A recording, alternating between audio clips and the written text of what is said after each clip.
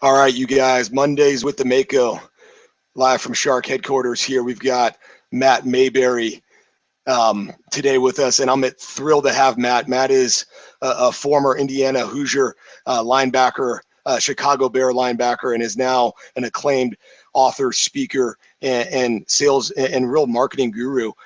So I met Matt as a business client, and we developed a friendship and a bond over time as we connected on purpose, on mission, on energy, and really giving back to others in community. And Matt's tremendous at that. He's a man of legacy. He's about building greatness, and he's about dominating. Matt Mayberry, brother, thank you for taking some time with me and spending your Mondays with the Mako. Thanks so much for having me, Shark. I'm so glad to be here with you. Well, I know you're busy, Matt, too, brother, coming off a road trip, some keynotes, and then you got family coming into town. So we're going to get right into it, and we're going to talk about the power of failure. You've understood that and studied that and lived in that world, and I want to give that to this community today. And let's talk about what failure means to you just right off the bat. Failure to me, in a short sentence, to me, it's a learning opportunity for us to get better and really help mold us into the people that we need to become. Ultimately, what's the most important thing for all of us is to become the best version of ourselves. So I don't look at failure as some terrible mishap, how the majority of the population views failure. I look at it as an opportunity for us to grow, to mold into the people that we need to become, and ultimately get better in order to get to that next level of living to where we ultimately want to go. Awesome. Why do people fail, Matt? What are some reasons why people fail? I know you've studied that too. What do you tell me a little bit more about that and what you're thinking there on failure? Well, number one, majority of people who fail, number one, it's not an event. Failure is not an event, and the only reason why it's a destination for so many people is because they make it up in their mind that it's a destination, that that's where they're going to be the rest of their life. So number one, people stop expanding their vision as to what's possible. Just because you didn't make the sale, just because you didn't get that job promotion, just because you failed at entrepreneurship in the beginning, just because you got cut from the football team, doesn't mean that you have to shrink your vision as to what's possible for your life. You got to constantly expand your vision as to what's possible for you in your life or what's possible for the future. And that's the number one reason, believe it or not, why most people fail in the long run. They let the failures, they let the adversity, they let the tough times of life belittle their vision and what's possible for their life. So that's the first reason why majority of the population fails in the long run. Do you think failure stems from a lack of clarity on the why, the purpose, coming off of last week's piece with Alistair and talking about that? I mean, you're huge on that, Matt. Tell me a little bit about that. Yeah, I think it does. I mean, anytime you're in tune with your why you wake up in the morning, why you do what you do on a daily basis, what's your purpose? Why do you feel that Jeremiah was put here to live? What's your everyday why? What gets you out of bed and the fire, the burning desire that you have to be the best? So when you know that why, when you know your purpose, that it's the why God put you here to live and do what you do, absolutely. I mean, it makes it so much easier for you not to stop just because of a temporarily setback or whatever the case may be. So anytime you know that why and that purpose, absolutely, it's going to play to your advantage. That's awesome, Matt. Tell me about a time in your life when you failed. I know you've probably got a few episodes that you've got as failures or things that you've really grown and learned from, or hardships. Knowing you too, I think probably the injury in the NFL game, your very first game, would be in that light. Talk to me a little bit about that. Absolutely. I mean, just to kind of break it down for you, and I have three big failures in my life, and that's the whole consensus of my whole book, which will be out next year in 2016, The Gift of Failure. So my first biggest failure is when I was 16 years old. I was a dark, deprived teenage drug addict living in a terrible, dark, deprived world. I've done every single drug besides heroin. My mother seen me do cocaine 5 times. I got kicked out of school almost every other week. So I was told by my guidance counselor at 16 years old that I'd either be dead or in prison by my 18th birthday. So put that in perspective for you. That's the type of life I was living. Dead or in prison by my 18th birthday by my guidance counselor. I won't go into that whole story. That could, I could spend hours on that. But that was my first really big failure. My second big failure was when I had an epiphany one night and knew that, hey, it's time to expand my vision as to what I talked about earlier. I wanted to make something of my life. I set a goal to get 19 Division I scholarship offers. That came true. Had a great career at Indiana University.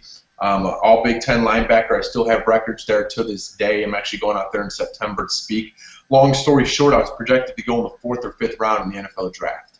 If there's any type of security in the NFL, which there's not much, that would be it. It gives you a little bit of security, a little bit of money, but it's a big money business first and foremost. Long story short, I didn't get drafted at all for whatever reason. My friends and family around the TV, my mother and father, I'm finally going to get to this point in my life and make something of myself, and boom, not drafted at all. So I started to question, hey, does Matt Mayberry have what it takes to play with the big boys? Does he have what it takes to play in the NFL? And my answer to that question was no, he does not. Long story short, the Chicago Bears called me up, and I had an opportunity with the Bears. I know people still ask all the time, well, hey, you still played in the NFL, so how was that big of a failure? Well, in that moment in time when you're expected to go somewhere in the draft, get a little bit of security money-wise and confidence-wise ultimately, and that doesn't happen, it's heartbreaking. And ultimately for me, it was my self-confidence that took a shot when I didn't get drafted. After all the drugs and everything that was going on in my past, to not get drafted, that was like a huge milestone of failure in my life, in my eyes. Long story short, I had a great camp with the Bears, worked my way up from 4th team to 2nd team. I was feeling good about myself. The hometown team was blowing up the story. Hometown kid playing for the hometown team, former drug addict, make his life better, having a wonderful opportunity. First game out in beautiful sunny San Diego, California. Second quarter with 3 minutes left. Julius Peppers at the time, our defensive end, just completely annihilated a guy, big 300-pound lineman, threw him right into my ankle. And, at the time I let the adrenaline, take over. Playing in front of 70,000 people, you don't feel much. As football players, we're taught to play through pain, just keep going, kind of how we are in life. And I continued to play that game. Had a great game, 6 tackles, 2 tackles for loss. I was feeling really good about my performance. The next morning, I wake up to go to the bathroom. I completely collapse. And that's when I knew that this wasn't just a ankle sprain, if you must. This is something serious. I've never experienced this in my life before. Long story short, I get hurt my very first game in the NFL. I'm out for 9 months. 9.5 months, Matt Mayberry's out. That can't happen in the NFL as a rookie, undrafted free agent. They had two options. We're going to keep Matt Mayberry on the team, take up roster space. We don't owe him that much. We don't owe him that much money right now, so we're going to let him go with an injury settlement. He goes his way, we go our way. That's what the Chicago Bears did, and my life came crashing down on me. I felt like, what is Matt Mayberry's worth? Are you kidding me? After not getting drafted and all the drugs back then, and seeing the tears in my mother's eyes, and then I get hurt my very first NFL game. I mean, you got to be kidding me. And that was a very, very, very dark world in my life back then. I started to question what's Matt Mayberry's worth, what's the reason and point to him even being alive right now. So that was a very tough time in my life, the injury. And those to sum it up for you, are 3 of the biggest failures in my life. So after reaching some lows, Matt, climbing back up, achieving, hitting a few lows again, what did you learn from this? What did you learn from these failures? You found your why through some of this. Yeah. And you've shared that story with me, which is really cool too, brother. So, yeah. Wow, tremendous story there and journey. How did you rebound from some of that, and where did you go? So I'll start with the injury. I mean, with the injury, I got hurt, and I didn't know, as I mentioned, I didn't know what was ahead for my life. I started to question what's Matt Mayberry's worth, or what's even the point of being, living right now. And not necessarily I was contemplating suicide or anything like that, but I had no vision, I had no purpose in my life, I didn't have no direction, I lost the game I loved.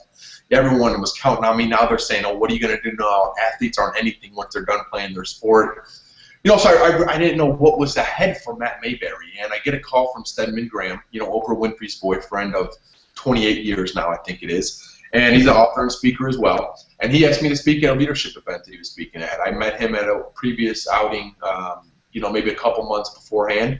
And he knew I was hurt, not playing, so they asked me to speak at this conference. And that night on stage, sharing a message of hope, helping others become the best version of themselves, helping others turn failures into gifts, and ultimately share my testimony of failure and adversity and how I was able to rebound and turn those stepping stones into something bigger for my life. And I knew I walked out of stage that night, off stage, and I just knew that this was my purpose and passion. This is what I truly deeply, wholeheartedly want to do for the rest of my life. And I haven't looked back since. And a story that I share with people that most people don't know is the Oakland Raiders called me 9 months after my injury was all healed and asked me to come out to Oakland and need a linebacker. I turned it down. Most people don't know that side of the story, but that's how passionate I was. I was living my purpose. It wasn't about the money or the fame of being a professional athlete at me at that time. It was about living my purpose, my God's work, what Matt Mayberry was put here to do. And now I get to do that every single day. 6 years later, I get to travel the world. I'm so blessed to speak to some of the finest organizations in the world. It really is awesome, a dream come true. And all of that would have never happened without turning those failures into gifts and viewing failure as truly a stepping stone to get to where you want to go. That's awesome, Matt. That's tremendous, brother. Tell me how you've made it okay to fail. You mentioned earlier on that a lot of people really get down on themselves. They make it a real issue, right, with the failure piece. How do we shrug that off, get comfortable with failure? You know, it's first you got to make it okay up here in your mind, in your thought process, before before it's actually going to show off and play to your advantage, before you're actually going to grow from it. So think of a sales organization first. I know a sales organization that they give out rewards, and they reward the top salespeople that get told no before 9 a.m. in the morning. As salespeople, you think as a salesperson yourself, most people don't like being told no. It's terrifying for them. They lose self-confidence. They lose belief in themselves. It actually makes them not want to pick up the phone anymore. It makes them not want to go out in the marketplace and take massive action. So that philosophy has done wonderful things for this organization, because leadership and management is letting them know that it's okay to fail. It's okay to get a short-term disappointment for a long-term advantage. And that's what it's all about. It's making it okay to be told no. It's making it okay to not get that promotion every now and then. It's being okay up here to maybe you're not going to succeed at being an entrepreneur starting out. Maybe, starting your own business, whatever it is. You have to make it okay by first making it okay in your mind. And that all starts with redefining your philosophy on what failure really means for you. That's terrific, Matt. Awesome, brother. Well, two more questions. What advice do you have for people that are struggling with that, with failure? They don't know how to get comfortable with it, or they're dealing with a lot of failure or hardships. What advice do you have for people there? So I think the number one, it's go to your local bookstore, or not, we're such a technology-driven world, in your iPad or Kindle. Go read the autobiography of Steve Jobs, Abraham Lincoln, phenomenal human beings that just, those are just two short examples. Any high achiever that you look up to, that maybe they are alive, maybe they aren't alive, you will understand and realize that they experienced an incredible amount of failure. And you will start to realize that it is the norm for the world-class achievers, the people that reach greatness in their life, that leave a legacy that lives far much longer than they live themselves.